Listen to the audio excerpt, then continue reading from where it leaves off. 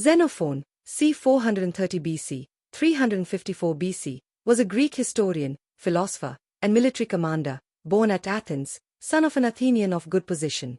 He was a pupil and friend of Socrates. He joined the expedition of Cyrus against his brother Artaxerxes, and on the failure of it conducted the 10,000 Greeks, the retreat of the 10,000, who went up with him back to the Bosphorus.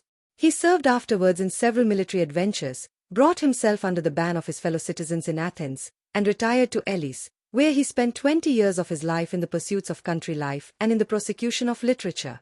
The principal of his literary works, which it appears have all come down to us, are the Anabasis, being an account in 7 books of the expedition of Cyrus and his own conduct of the retreat, the Memorabilia, in 4 books, being an account of the life and teaching and in defense of his master Socrates, the Hellenica, in 7 books, being an account of 49 years of Grecian history in continuation of Thucydides to the Battle of Mantinea, and Cyropedia, in 8 books, being an ideal account of the education of Cyrus the Elder. Xenophon wrote pure Greek in a plain, perspicuous, and unaffected style, had an eye to the practical in his estimate of things, and professed a sincere belief in a divine government of the world. Wisdom and quotes. The despot, be assured, lives night and day like one condemned to death by the whole of mankind for his wickedness. Hiero. The most delightful of all music, that of your own praises. Hiero. It is only for those to employ force who possess strength without judgment, but the well-advised will have recourse to other means. Besides, he who pretends to carry his point by force hath need of many associates, but the man who can persuade knows that he is himself sufficient for the purpose, neither can such a one be supposed forward to shed blood, for who is there would choose to destroy a fellow citizen rather than make a friend of him by mildness and persuasion? Memorabilia of Socrates. When the interests of mankind are at stake, they will obey with joy the man whom they believe to be wiser than themselves. You may prove this on all sides. You may see how the sick man will beg the doctor to tell him what he ought to do, how a whole ship's company will listen to the pilot. Cyropedia. Anything forced is not beautiful. Whatever you determine to be right, with diligence endeavor to perform. Moderation in all things healthful, total abstinence from all things harmful. Battles are decided more by the morale of the troops than by their bodily strength. People often say what is right and do what is wrong, but nobody can be in the wrong if he is doing what is right.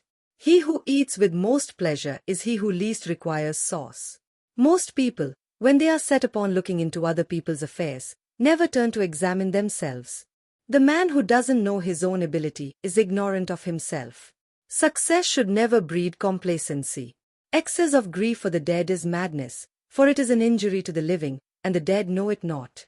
In my experience, men who respond to good fortune with modesty and kindness are harder to find than those who face adversity with courage. For in the very nature of things, success tends to create pride and blindness in the hearts of men, while suffering teaches them to be patient and strong. Cyrus the Great, the arts of leadership and war. Remember the lessons of history. Remember how often whole peoples have allowed themselves to be persuaded to go to war by wise men, and then been utterly destroyed by the very enemy they agreed to attack. Remember how many statesmen have helped raise new leadership to power, and then been overthrown by their own proteges. Remember how often leaders have chosen to treat their friends like slaves, and then perished in the revolutions caused by their idiotic methods. How many powerful men have craved to dominate the world, and by overreaching have lost everything they once possessed. Cyrus the Great, the arts of leadership and war. Truly, men often fail to understand their own weaknesses, I said neutrally, and their lack of self-knowledge can bring terrible disasters down on their own heads. Cyrus the Great, the arts of leadership and war.